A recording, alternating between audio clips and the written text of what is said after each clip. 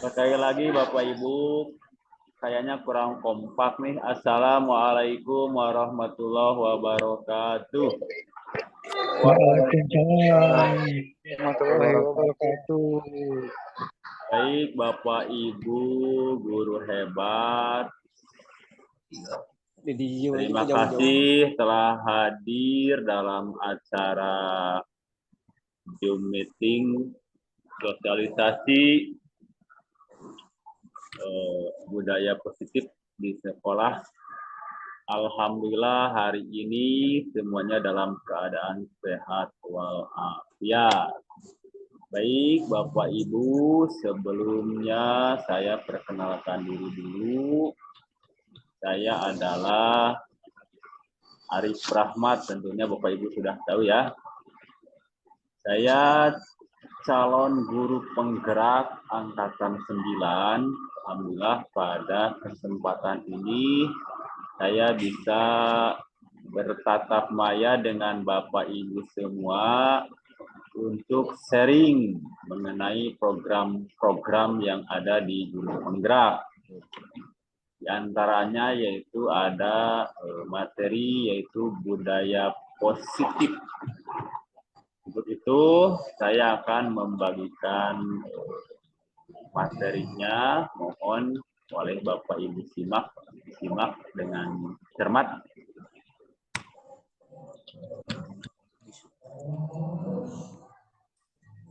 Sudah ada Bapak Ibu? Ya, sudah. Alhamdulillah. Itu foto saya Bapak Ibu ya. Lihat ya. Apakah jelas sesuai dengan aslinya atau beda itu foto saya? Ya. Jelas. Nah, terima kasih. Oke. Selanjutnya, sebelum saya memaparkan tentang budaya positif, saya akan menyampaikan agenda untuk sosialisasi budaya positif ini dalam Zoom meeting ini. Atau mohon itu di unmute dulu ya. Yang lainnya di unmute dulu. Nah, biar tidak ricuh ya. Baik. Dalam Zoom meeting ini kita sepakati dulu pertama mohon kesediaannya Bapak Ibu menyimak dengan baik dan sehat. Kemudian mohon Bapak Ibu di unmute dulu ya itunya apa Zoom-nya biar tidak kedengarannya rame gitu. Nanti kalau ada yang mau bertanya silahkan raise hand saja dan silahkan bertanya. Baik ya, bisa dimulai Bapak Ibu ya. Baik. Pertama saya akan men-share tentang budaya positif. Apa itu budaya positif?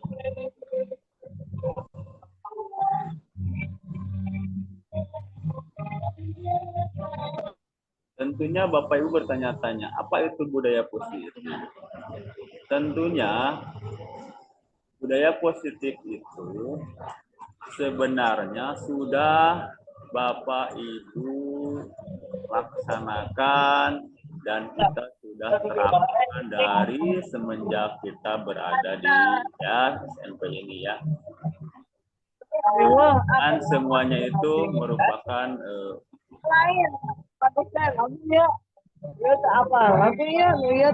tolong Ibu Ai itu di-unmute dulu ya, Bu Ai.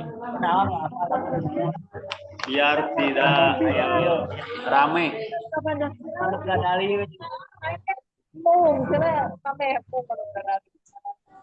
Pak Cucu di-unmute, nah gitu Pak Cucu.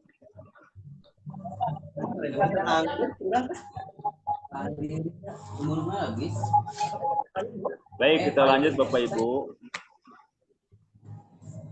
Budaya positif di sini adalah sebuah nilai kebajikan yang menjadi keyakinan. dan pada akhirnya menjadi karakter atau ciri khas dari sebuah komunitas atau lembaga. Jadi budaya positif ini adalah merupakan nilai-nilai kebajikan yang dijadikan keyakinan dan itu menjadikan suatu kebenaran, menjadikan kebiasaan sehari-hari dilakukan dan akhirnya menjadi sebuah karakter yang menjadi ciri khas sebuah komunitas atau lembaga. Atau bisa pula budaya positif itu adalah nilai-nilai atau kebiasaan-kebiasaan di sekolah yang berpihak kepada peserta didik agar mereka dapat berkembang menjadi pribadi yang kritis, penghormat, dan bertanggung jawab. Jadi ternyata semua kegiatan yang sifatnya berpihak kepada murid, sifatnya untuk perkembangan pribadi karakter murid, maka itu merupakan kegiatan yang berbentuk sebuah budaya positif. Terus apa saja konsep inti di dalam budaya positif tersebut? Di sini saya akan memaparkan apa-apa yang ada di budaya positif tersebut. Konsep inti budaya positif pertama adalah perubahan paradigma belajar, yang kedua disiplin positif, yang ketiga nilai-nilai kebajikan, kemudian kebutuhan dasar manusia, kemudian motivasi perilaku manusia, selanjutnya posisi kontrol guru, kemudian keyakinan kelas, dan terakhir segitiga restitusi. Hari ini insya Allah saya akan memaparkan konsep inti dari budaya positif tersebut.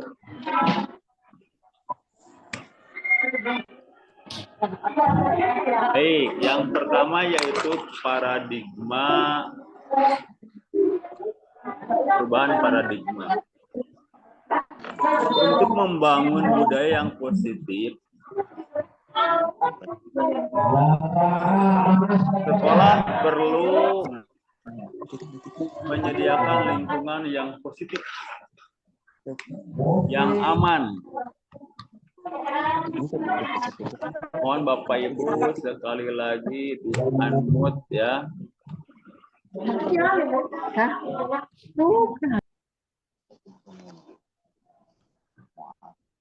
Karena sangat berisik sekali ini.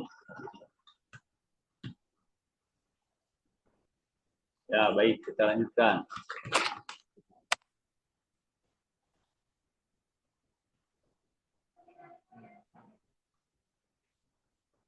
Untuk membangun budaya yang positif, sekolah perlu menyediakan lingkungan yang positif, aman, dan nyaman, agar murid-murid mampu berpikir, bertindak, dan mencipta dengan merdeka, mandiri, dan bertanggung jawab.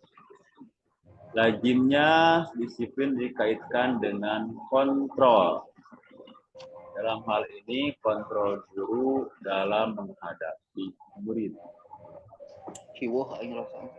Nah, perubahan paradigma bahwa selama ini sekolah kurang maksimal dalam memberikan atau menciptakan lingkungan yang berpihak kepada kebutuhan murid. Dan tanggung jawab seorang guru kurang begitu maksimal dalam mengontrol ketika menghadapi berbagai masalah yang berkaitan dengan paradigma kita berubah, yaitu bagaimana kita memahami dulu tentang apa itu teori kontrol dalam budaya positif. Untuk menciptakan budaya positif yang nyaman dan menyenangkan di sekolah, tentunya seorang guru harus tahu bagaimana apa yang dinamakan dengan teori kontrol. Ibaratkan genggaman tangan, ketika kita menggenggam tangan, maka yang bisa membuka genggaman tangan walaupun dipaksa dan sebagainya, maka yang bisa mengontrol itu adalah dirinya sendiri. Di sini ada miskonsepsi tentang teori kontrol. Pertama, ilusi guru mengontrol murid. Yang kedua, ilusi bahwa kritik membuat rasa bersalah mampu menguatkan karakter. Yang ketiga, ilusi bahwa semua penguatan positif efektif dan bermanfaat. Kemudian ilusi bahwa orang dewasa berhak memakai. Nah, itu semua hanya merupakan ilusi-ilusi yang bisa saja mengontrol murid, tetapi kita kembali bahwa sebenarnya yang bisa mengontrol itu hanya murid itu sendiri. Guru hanya bisa menuntun, memberikan dorongan, memberikan motivasi yang baik kepada murid. Kembali kepada tuntunan kita sebagai agama Islam bahwa innallaha la yughayyiru biqaumin hatta yughayyiru ma bi anfusihim. Sesungguhnya Allah tidak akan merubah keadaan suatu kaum sehingga kaum itu sendiri yang bisa merubah. Artinya, ketika kita bisa mengontrol murid, kita bisa, seorang guru menginginkan murid itu menjadi A, menjadi B, itu hanya ilusi dan ternyata yang bisa merubahnya hanya mereka diri sendiri. Kita hanya bisa mendorong dan memberikan.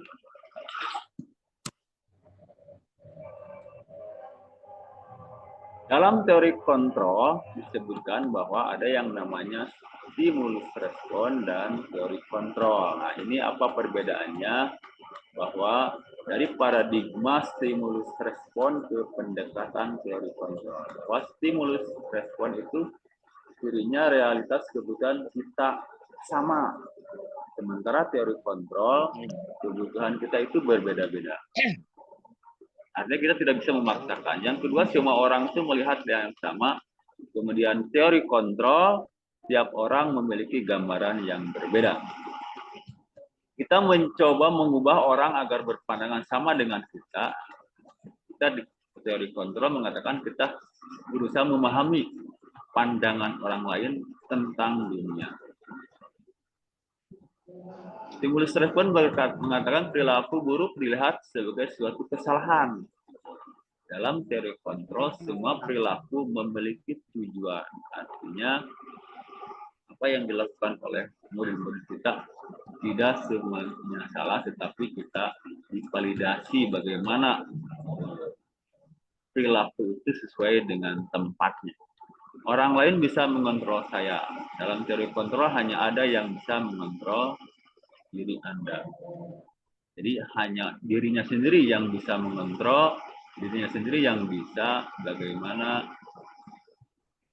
memilih mana yang harus dilakukan dan mana yang tidak harus dilakukan. Stimulus respon mengatakan bahwa model berpikir menang dan kalah.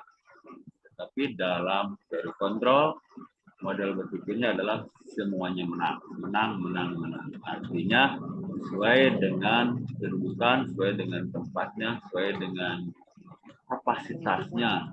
Bahwa sesuatu itu bisa dijadikan kebaikan selama dipandangnya sebagai hal yang positif.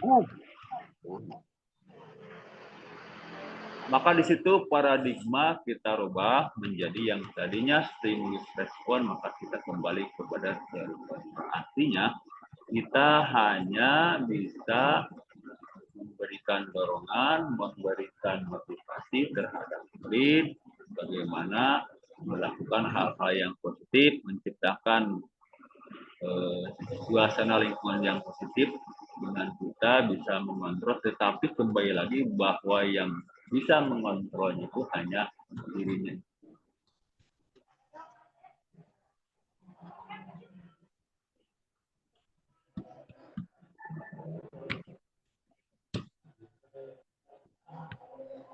Baik, kita lanjut, yaitu yang selanjutnya disiplin positif. Apa itu disiplin positif? Disiplin positif kita ambil ada dua kata, ada kata disiplin dan positif. Apa itu disiplin? Disiplin itu berasal dari kata disiplina yang artinya belajar. Disiplin mengacu pada disiplin diri yang memiliki tanggung jawab. Ada apa yang dilakukannya berdasarkan nilai-nilai yang diyakini. Artinya disiplin itu adalah bagaimana seseorang bisa bertanggung jawab terhadap apa yang dilakukannya. Dan disiplin positif merupakan salah satu cara penerapan disiplin yang bertujuan untuk menumbuhkan kesadaran serta memberdayakan peserta didik tanpa imbalan, penghargaan, reward, ancaman, atau jadi, disiplin positif ini diharapkan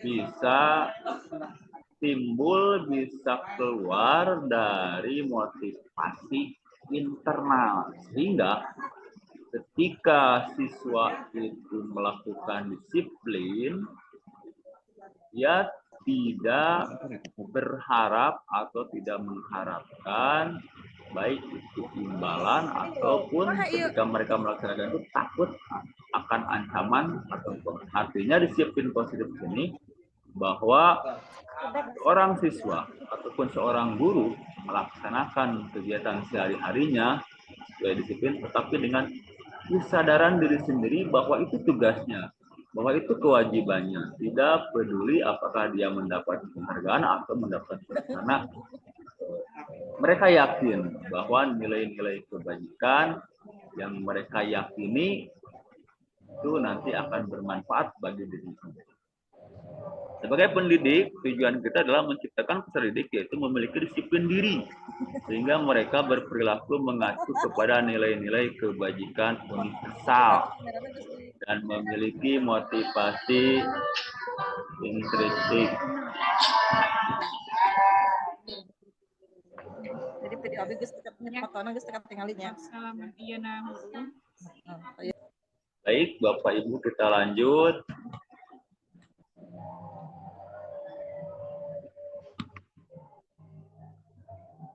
Selanjutnya adalah nilai-nilai kebajikan. Maka setelah tadi kita memaparkan sebagian dari inti budaya positif, yaitu perubahan paradigma, kemudian tadi disiplin positif, dan selanjutnya bagaimana kita menanamkan nilai-nilai kebajikan. Nah, nilai-nilai yang disepakati bersama di sini yaitu seperti yang sedang digaungkan sekarang, yaitu nilai-nilai profil pelajar Pancasila. Bagaimana seorang siswa itu mampu beriman dan takwa kepada Tuhan Yang Maha Esa, kemudian berakhlak mulia, berkebinekaan global, gotong royong, mandiri, kreatif, dan bernalar kritis. Nah, ini harapkan nilai-nilai kebajikan ini muncul dari siswa kita semua sebagai dasar untuk menciptakan budaya positif.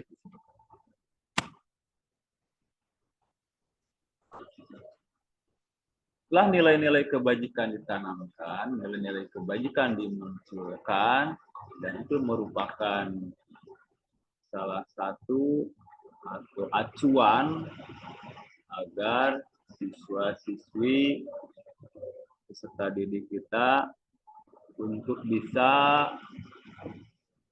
mampu mencapai atau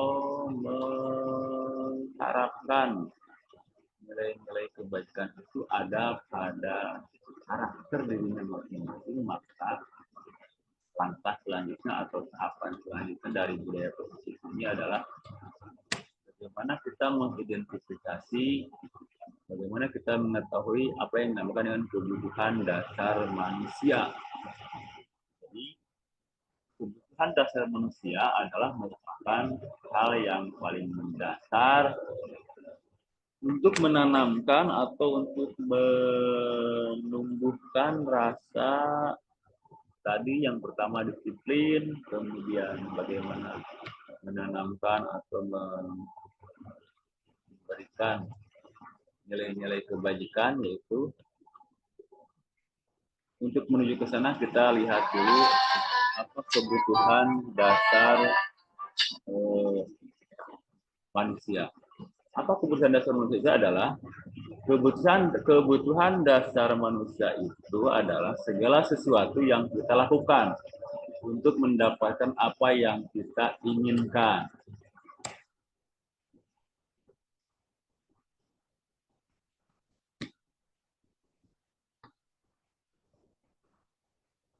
Seluruh tindakan yang kita lakukan memiliki tujuan tertentu.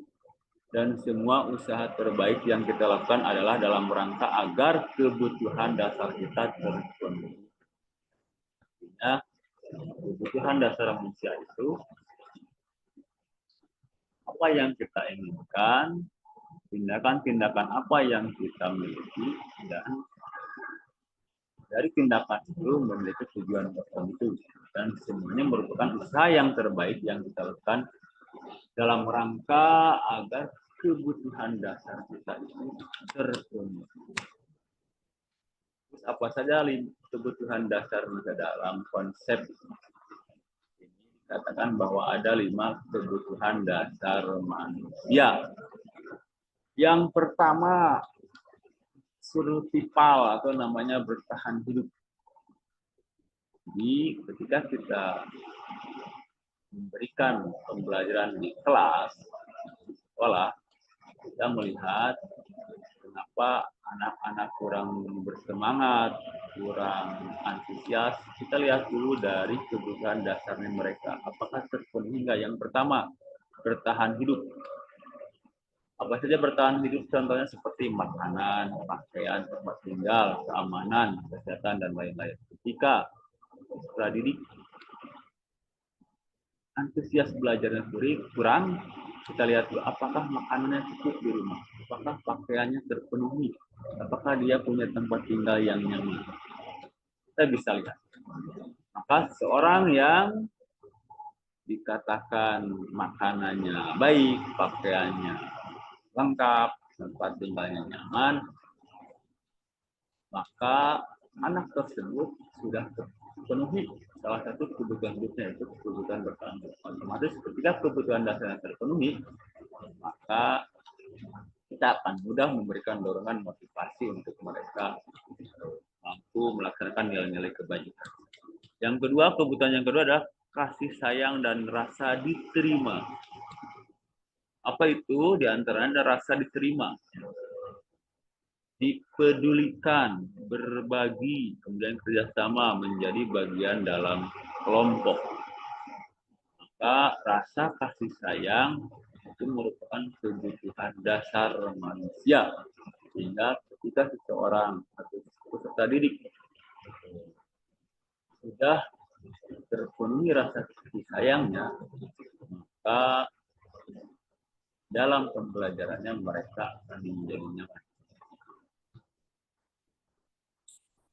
Yang selanjutnya adalah kebutuhan dasar penguasaan, bahwa seorang itu membutuhkan apa yang namanya harga diri, untuk dianggap memimpin, berprestasi, diakui oleh orang lain, dan sebagainya. Maka itu merupakan kebutuhan dasar. Yang keempat adalah kebutuhan dasar kebebasan. Di sini artinya bukan berarti bebas sebebas-bebasnya, tapi kebebasan ini adalah bagaimana mereka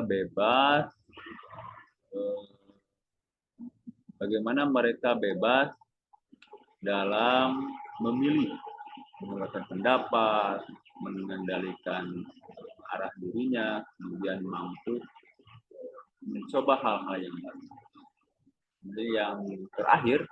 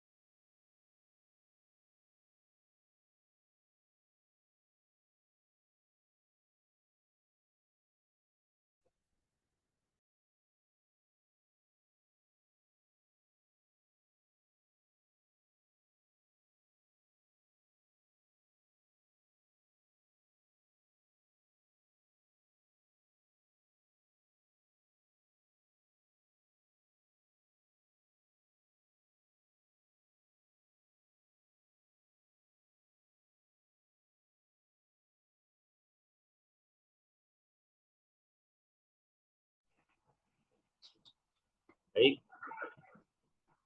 untuk menghindari ketidaknyamanan itu merupakan motivasi intrinsik dari luar, dan untuk mendapatkan imbalan juga termasuk motivasi dari luar. Sementara motivasi dari dalam yaitu untuk menjadi orang-orang yang mereka inginkan dengan nilai-nilai yang mereka yakini dan mereka percayai. Maka kita berusaha untuk menanamkan kepada sesuatu bagaimana peserta didik itu memiliki motivasi yang muncul dari dalam sendiri. Itu kita membiasakan budaya positif di sekolah ini dan memasukkannya dalam sebuah lingkungan sekolah melalui kegiatan-kegiatan, melalui kebiasaan-kebiasaan. Walaupun awalnya peserta didik itu motivasinya karena mereka takut oleh aturan, atau mereka ingin mendapat imbalan, itu merupakan motivasi awal. ketika kita terus-menerus memberikan pembiasaan, maka nanti dengan sendirinya akan timbul motivasi dari dalam. Awali dengan kebiasaan, maka akan menjadi terbiasa dan akhirnya menjadi karakter dan menjadi sebuah budaya yang positif, sehingga apa yang mereka lakukan merupakan timbul dari motivasi dan kesadaran sendiri bahwa apa yang mereka lakukan itu merupakan sebuah kebutuhan, sebuah keyakinan, itu adalah suatu nilai-nilai kebajikan dan meyakini dan bermanfaat.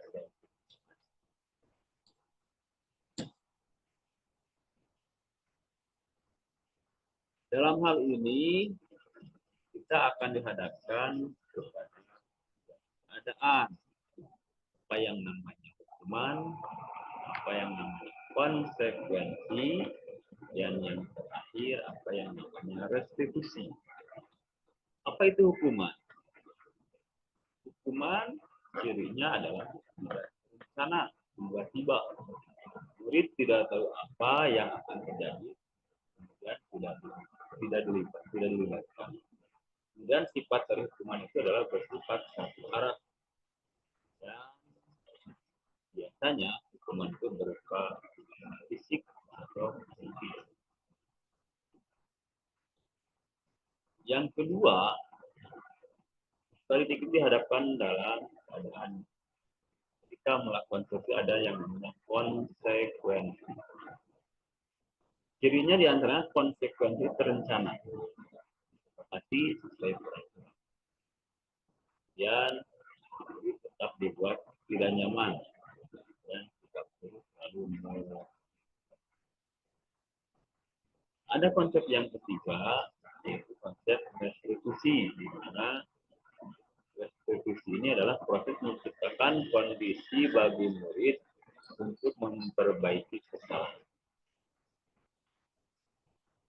Dan prosesnya terjadi kolaboratif antara murid dan guru untuk mencari solusi apa yang dilakukan murid di kesalahan yang dilakukan. Nah, ketika seorang siswa melakukan sesuatu kesalahan, melakukan sesuatu perbuatan, maka dalam hal ini akan dihadapkan tiga hal, yaitu pertama hukuman. Biasanya siswa itu ketika melakukan kesalahan maka mereka akan mendapatkan hukuman. Kemudian atau kalaupun tidak mendapatkan hukuman, konsekuensi dari kesalahan. Yang terakhir adalah restitusi, dan ini sedang dilakukan bahwa setiap siswa yang melanggar maka dia akan restitusi. Artinya penyelesaiannya diselesaikan secara bersama, tidak mengacu kepada hukuman ataupun.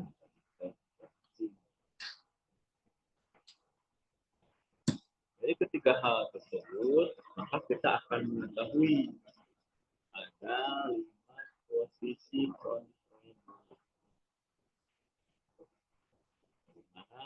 Sehingga guru menghadapi selanjutnya yang melakukan tindakan yang tidak mematuhi, maka posisi kontrol guru itu ada 5. Yang pertama, guru itu bisa dikatakan sebagai penghukum. Kemudian yang kedua, membuat salah.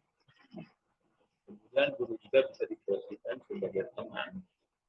Keempat, sebagai pemantau, dan terakhir, kita lihat ciri-cirinya di sini. Apa ciri-ciri dari 5 posisi kontrol tersebut? Pertama, biasanya cirinya seorang guru yang menghukum guru tersebut akan menarik, menunjuk, atau menjauh. Kemudian perkataannya biasanya keras, ya, tinggi. Dan ciri yang kedua adalah membuat orang merasa bersalah. Hanya guru banyak berceramah dan mengatakan ya betapa kecewa, ibu kecewa dengan kalian. Apa yang contoh dari bersalah.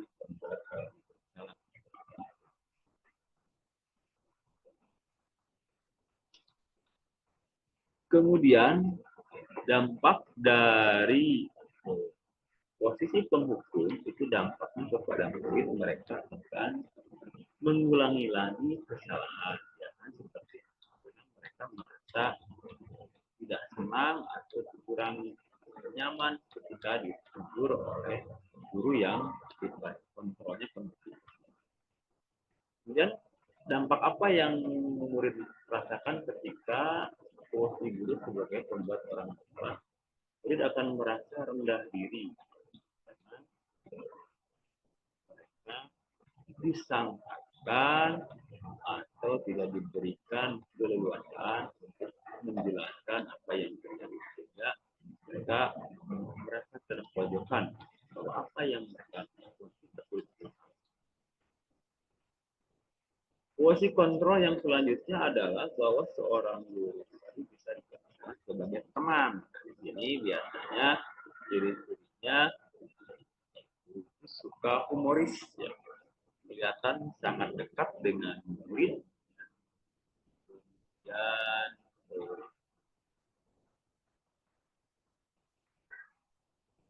menumbuhkan alasan-alasan untuk muridnya atau membuatkan alasan-alasan untuk muridnya.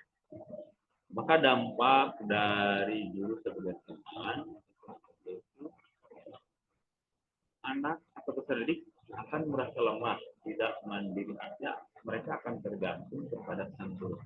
Merasa mereka menjadi teman, yaitu yang bisa dimintakan bantuan. Maka di sini murid kurang mandiri. Yang selanjutnya adalah posisi kontrol dari guru sebagai pemantau.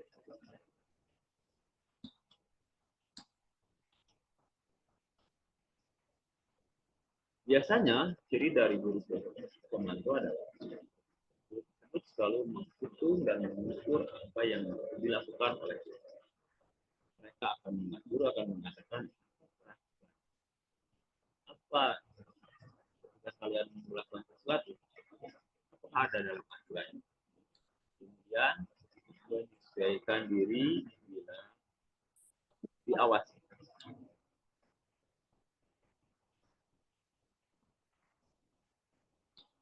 Dampak dari guru sebagai pemantau terhadap murid apa dampaknya? Mereka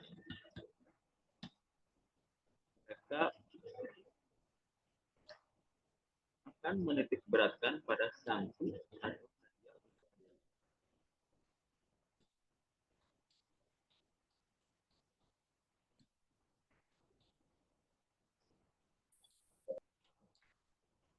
ketika guru sebagai pemantau, maka seorang murid akan imbalan atau hadiah dari. Yang kelima adalah posisi kontrol sebagai manajer. Nah, ini posisi manajer ini yang penerapan ketika guru dihadapkan atau dalam menghadapi siswa didik yang melakukan suatu kesalahan.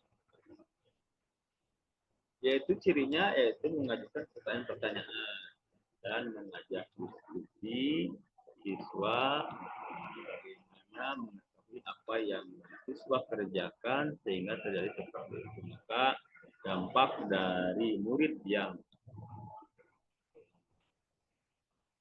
ditangani oleh guru adalah mereka akan mengevaluasi diri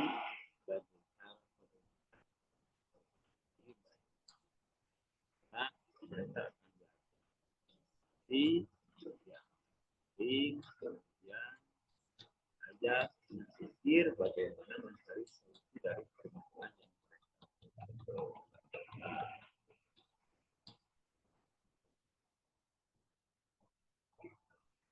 contoh penerapan 5 posisi kontrol guru. Ini ada beberapa contoh. Yang pertama, siswa tidak memakai atribut lengkap saat upacara bendera. Anak tersebut akan disuruh hormat kepada bendera selama 1 jam atau lebih. Ini biasanya zaman dulu dilakukan oleh bapak ibu guru zaman dulu. Ketika seseorang melakukan kesalahan, tidak lengkap atributnya dan upacara, maka anak tersebut akan dipanggil, kemudian disuruh menghormat kepada bendera, maka guru tersebut posisi kontrolnya adalah sebagai apa? Sebagai penghukum. Dampaknya apa yang akan dirasakan oleh murid? Biasanya dampaknya murid tersakiti, akan merasa timbul dalam dirinya bukan kesadaran, bukan mengaku kesalahan, makanya kamu yang sakit dan terutama kemudian dia akan punya rasa dendam terhadap diri karena dia tidak ditanya, tidak diajak diskusi, tidak diidentifikasi kenapa siswa tersebut tidak memakai atribut.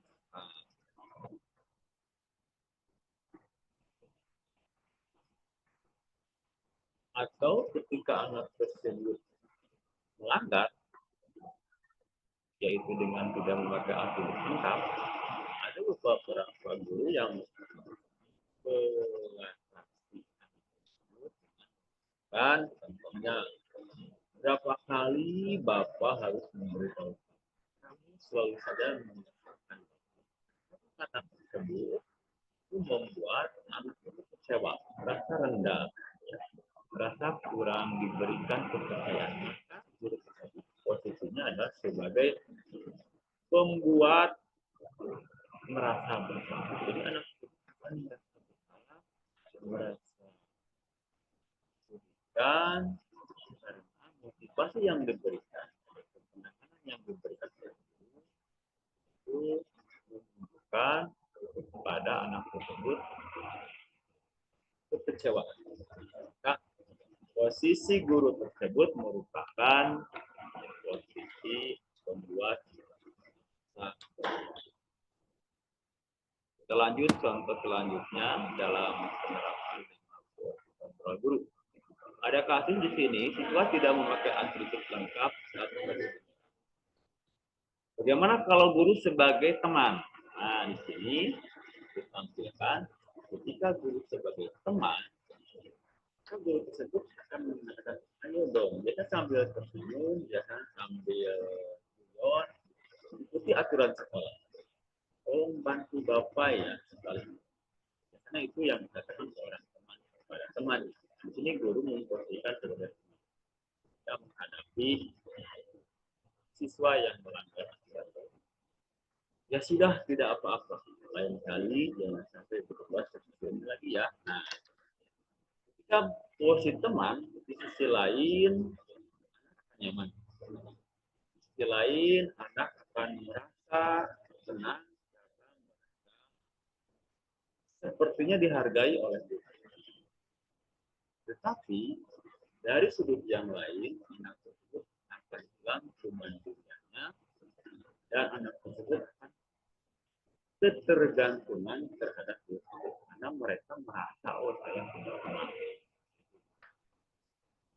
Bagaimana seorang guru sebagai pemantau ketika melihat atau menyaksikan atau mendapatkan anaknya yang melanggar contoh tadi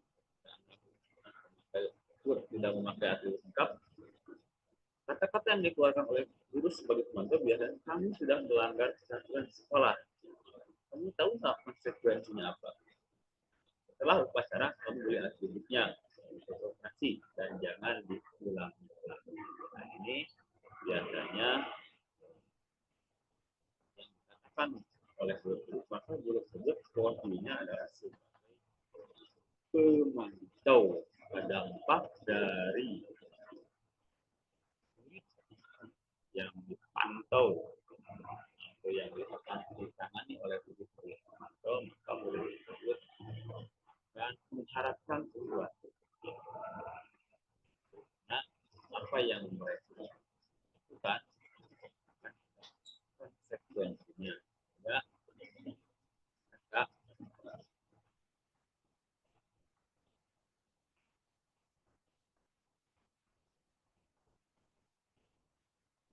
mereka akan terbebani dari konsekuensi tadi. Selanjutnya, bagaimana posisi kontrol sebagai manajer? Jika ada anak yang tidak memakai atribut lengkap saat upacara, ketika dihadapkan dengan guru yang sebagai manajer, maka guru tersebut akan lebih bijaksana dan akan diberikan kesempatan kepada guru untuk menjelaskan alasan-alasan kenapa siswa tersebut melanggar aturan. Nah, biasanya kata-kata yang akan diucapkan oleh guru tersebut adalah, apakah kamu tahu kesalahanmu? Kira-kira bagaimana kamu memperbaiki kesalahanmu? Itu biasanya posisi manajer itu akan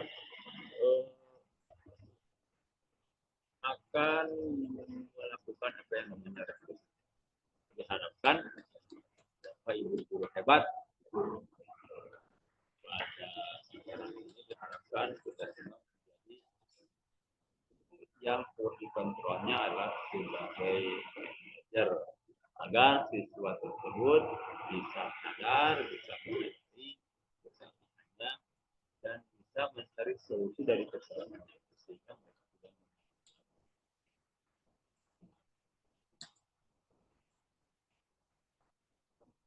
Baik Bapak Ibu, ini kita cek dari slide di sini ada beberapa ungkapan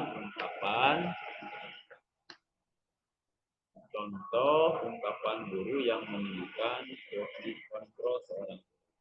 Ini contohnya, saya kecewa sekali dengan Bapak Ibu guru yang bisa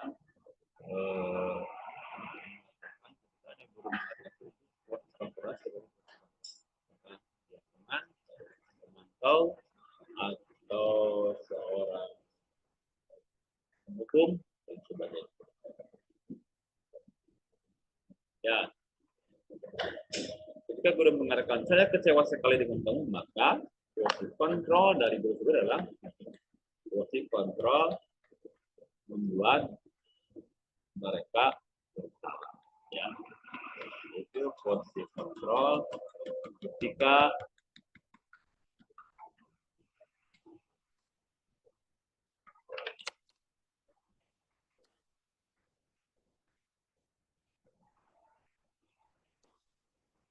kedua ada contoh lagi, kamu tidak pernah benar melakukannya.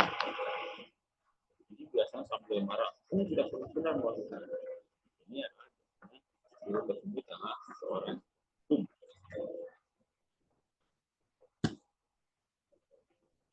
Lagi, ketika guru menghadapi siswa yang melanggar aturan, guru tersebut mengatakan,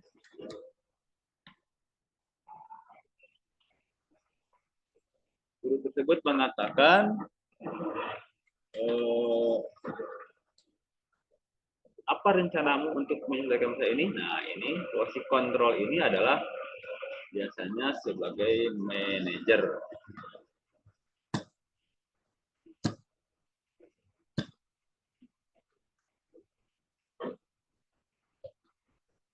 Selanjutnya ada lagi di sini. Ayolah, lakukan demi Bapak Ibu. Nah, ketika dikatakan ayolah demi Bapak atau Ibu, maka di sini guru tersebut sebagai teman, ya. Sebagai teman. Kemudian ada contoh lagi di sini, kamu tidak pernah mendapat nilai jika tidak mengerjakan tugas. Nah, berarti di sini adalah guru tersebut sebagai pemantau, karena ada konsekuensi yang dihadapi oleh siswa ketika tidak mengerjakan tugas. Maka di sini guru tersebut berperan sebagai pemantau. Selanjutnya adalah dari konsep budaya positif ini, ketika kita tadi telah berbicara paradigma baru, kemudian kebutuhan dasar, kemudian disiplin positif, kemudian nilai-nilai kebajikan, kemudian porsi kontrol guru. Nah, untuk membangun sebuah budaya positif, maka dasarnya adalah bagaimana kita membentuk sebuah keyakinan kelas. Mengapa keyakinan kelas? Mengapa bukan peraturan kelas? Nah, kita lihat di sini. Apa itu keyakinan kelas? Keyakinan kelas adalah nilai-nilai kebajikan atau prinsip-prinsip universal yang disepakati bersama secara universal. Lepas dari latar belakang suku, negara, bahasa, maupun agama. Siap-siap kelas 9G. Dapat urut 50. Sudah 50. Oh, Pak Dadang, coba di-unmute dulu Pak Dadang, itu suaranya. Terus dosen, cantik sekali ini anak ibu. mohon Pak Dadang itu di-unmute dulu Pak Dadang ya. Itu berisik. Siap, Kek. Sawer, ah. Nazwe, ini anakku cantik.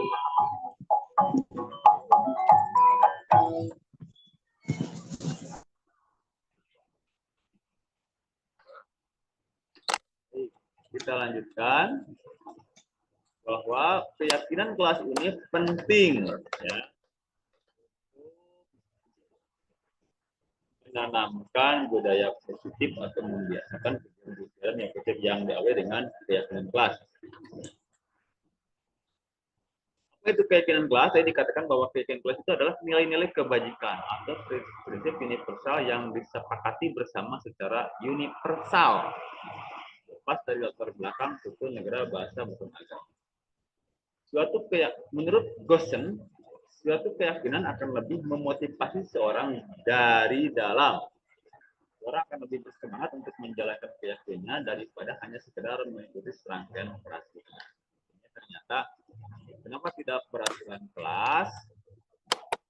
Karena peraturan kelas itu biasanya membebani, ya. Tetapi kalau keyakinan mereka itu, keyakinan kelas itu karena dibentuk dari kesepakatan mereka, maka setelah disepakati menjadi sebuah nilai kebajikan dan itu dijadi keyakinan. Ketika sudah menjadi keyakinan, maka mereka akan timbul motivasi dari diri sendirinya untuk melakukan hal-hal yang baik sesuai dengan keyakinan tadi.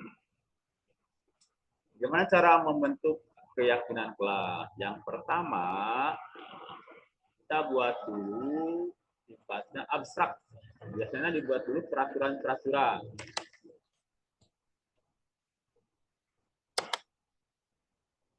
Kemudian setelah dibuat peraturan, kemudian dibuat dari peraturan itu dibuat sebuah nilai kebajikan, ya. Dan biasanya keyakinan kelas itu tidak ada kata-kata dilarang atau jangan, tapi nilainya yang tadinya negatif maka dijadikan kalimat.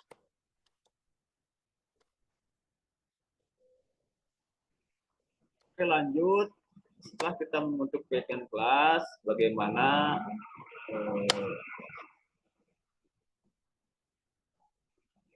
mempraktekkan apa yang namanya segitiga restitusi. Apa itu segitiga restitusi? Segitiga restitusi adalah proses dialog yang dijalani oleh guru agar dapat menghasilkan murid yang mandiri dan bertanggung jawab. Ada tiga tahapan proses segitiga restitusi. Pertama, validasi tindakan yang salah.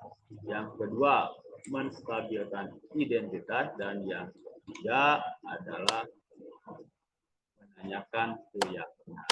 Apa itu menstabilkan identitas? Itu berdasarkan prinsip membuat kesalahan adalah bagian dari proses pembelajaran. Contohnya, jika seorang melakukan kesalahan, maka kita akan memanggil sebuah tersebut, atau kita akan mengatakan, berbuat salah itu wajar. Nah, itu biasanya seperti itu. Tidak ada manusia yang sempurna. Itu merupakan menstabilkan identitas. Ibu bapak juga pernah melakukan itu. Maka anak tersebut akan merasa sadar. Oh, ternyata semua orang itu pasti pernah salah. Kemudian dalam menstabilkan identitas, guru itu mencari siapa yang salah. Bukan tidak mau mencari siapa yang salah, tapi Bapak Ibu mencari solusi dari permasalahan ini. Kamu berhak merasa seperti itu. Dan yang kedua adalah validasi tindakan salah. Contohnya, ini guru menanyakan apa alasan siswa tersebut melakukan perbuatan salah tersebut. Tentunya anak tersebut ketika berbuat salah ada alasannya. Kita akan dengarkan apa alasan mereka. Ketika mereka mengungkapkan alasan, maka kita akan validasi tindakan yang salah. Bahwa itu merupakan kesalahan. Bahwa itu adalah sesuatu yang salah. Dan sesuatu yang salah itu bisa diperbaiki.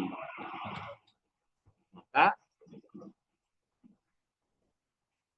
mereka akan, siswa itu akan mengakui kesalahannya dan mereka akan menyadari bahwa penting ketika mereka melakukan kesalahan tersebut bisa memperbaiki.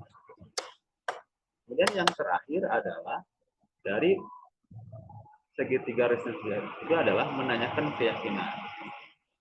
Setelah siswa itu diberikan pengertian bahwa setiap orang salah, kemudian alasan siswa tersebut melakukan kesalahan, kemudian kita berikan pengertian bahwa itu semuanya salah dan itu melanggar keyakinan, maka kita menanyakan keyakinan apa yang dilanggar, keyakinan apa yang telah dilanggar, yang telah disepakati. Maka siswa tersebut akan mengatakan ketika mereka tidak melanggar sesuatu, maka mereka akan mengatakan, oh saya melanggar kedisiplinan, oh saya melanggar tidak menghargai, oh saya tidak menghormati. Maka keyakinan itu mereka akan sadari dan mereka akan tahu, oh ternyata penting, disiplin itu penting, menghargai teman itu penting, ya. Maka mereka akan membuat solusi, ya. Jadi untuk memperbaiki pelanggaran terhadap keyakinan tersebut. Maka solusinya itu mereka buat sendiri dan kita hargai dan mereka kerjakan. Maka segitiga restitusi ini adalah merupakan konsep untuk menangani siswa-siswa yang melakukan kesalahan dengan cara tadi, dengan melakukan beberapa pertanyaan-pertanyaan. Di antaranya itu 3 tahapan tadi, yaitu menstabilkan identitas, kemudian validasi tindakan yang salah, dan menanyakan keyakinan. Bapak, Ibu, guru hebat, rupanya hanya seperti itu yang bisa saya sampaikan mengenai budaya positif. Saya simpulkan dari awal bahwa budaya positif penting, sangat urgen dalam hal ini sekolah kita terapkan, karena budaya positif ini merupakan sesuatu yang sangat penting untuk peningkatan tumbuh kembangnya siswa peserta didik yang kita didik di sekolah kita. Di antara konsep intinya tadi adalah bagaimana kita merubah paradigma belajar yang dari stimulus respon menjadi posisi kontrol. Kemudian yang kedua adalah disiplin positif. Bagaimana kita menemukan kedisiplinan siswa itu harus dimulai dari motivasi diri sendiri. Yang ketiga, nilai-nilai kebajikan. Kita harus bisa menanamkan nilai-nilai kebajikan, yaitu nilai-nilai profil Pancasila. Kemudian yang keempat adalah kebutuhan dasar manusia. Bahwa ketika kita memberikan sesuatu kepada siswa, kita harus tahu dulu kebutuhan dasar manusia apa yang belum mereka capai. Kemudian selanjutnya motivasi perilaku manusia. Kita harus memberikan motivasi kepada siswa itu bahwa motivasi itu sebaiknya itu dari dalam diri mereka sendiri. Yang selanjutnya yaitu posisi kontrol guru. Bahwa posisi kontrol guru itu ada sebagai penghukum, ada sebagai teman, ada sebagai pemantau, manajer, kemudian ada posisi hukum sebagai merasa bersalah. Maka posisi manajer diharapkan itu merupakan posisi yang terbaik bagi guru. Kemudian yang selanjutnya adalah keyakinan kelas, bahwa untuk membentuk sebuah budaya positif kita awali dengan pembentukan penyusunan keyakinan kelas, dimulai dari penulisan peraturan, selanjutnya dirubah menjadi kebajikan, dan selanjutnya ditulis sebagai keyakinan kelas, dan dipilih mana keyakinan kelas itu yang bisa dikerjakan oleh guru dan mana yang dikerjakan oleh siswa. Maka dari kesepakatan itu akan mereka jalani, karena keyakinan kelas merupakan hasil dari kesepakatan mereka sendiri. Yang terakhir, segitiga restitusi. Ini merupakan konsep atau metode dalam rangka menyelesaikan masalah-masalah yang dihadapi oleh siswa dengan 3 tahapan, yaitu yang pertama menstabilkan identitas, yang kedua validasi tindakan salah, dan yang ketiga menanyakan keyakinan. Tentunya konsep budaya positif ini sekali lagi merupakan konsep yang saat ini ideal diterapkan di sekolah-sekolah. Bapak Ibu guru hebat, terima kasih telah berpartisipasi dalam meeting ini. Semoga apa yang kita kerjakan hari ini ada manfaatnya untuk kita semua. Tutup dengan akhirul kalam. Wassalamualaikum warahmatullahi wabarakatuh.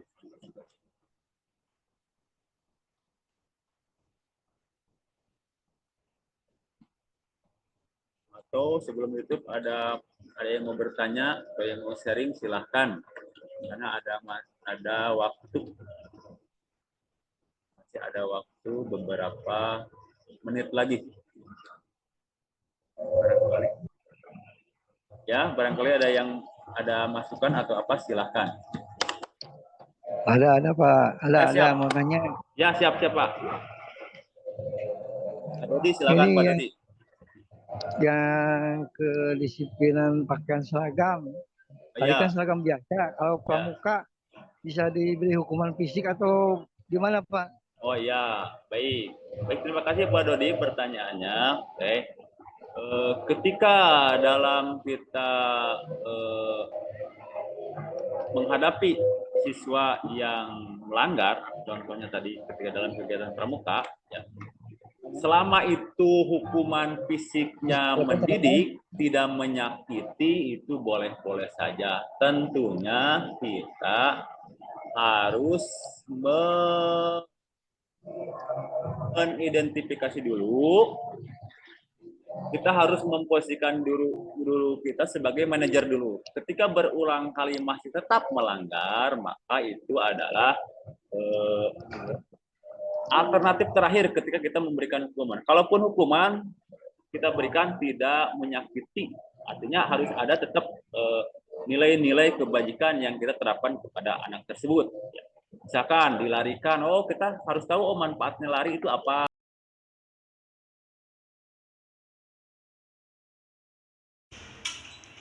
Bapak mendapat laporan dari guru PPKN Pak Hadi Jejen bahwa kamu sering tidak masuk selama 1 jam terakhir setelah istirahat pertama ketika pelajaran PPKN.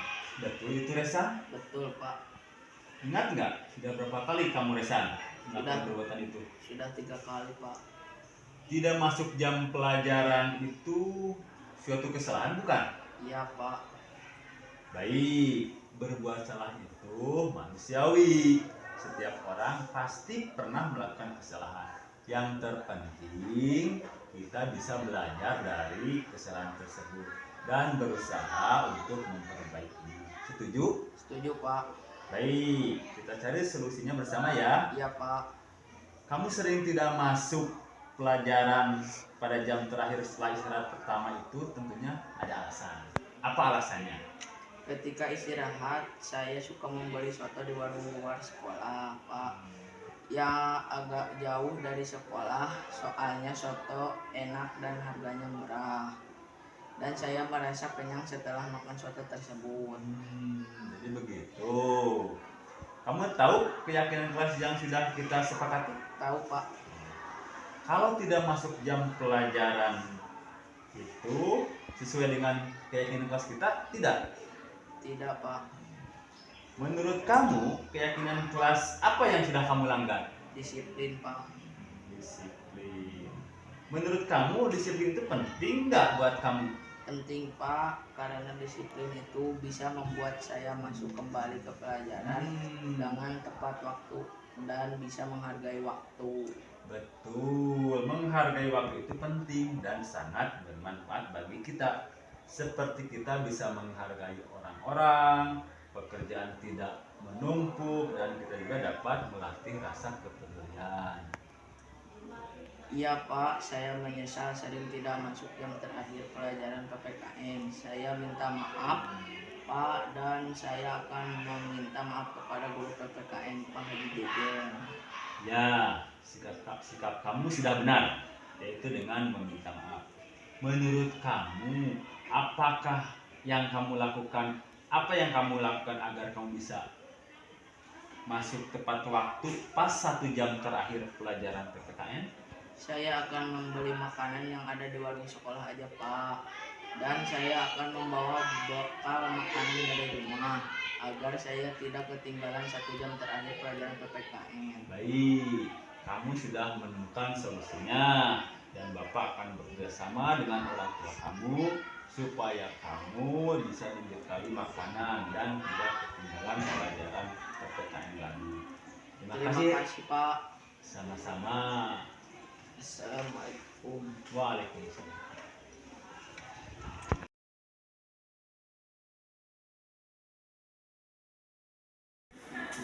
Assalamualaikum warahmatullahi wabarakatuh.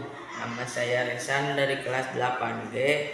Saya senang diajak berdiskusi dengan Bapak dan saya merasa sadar bahwa membuat kesalahan.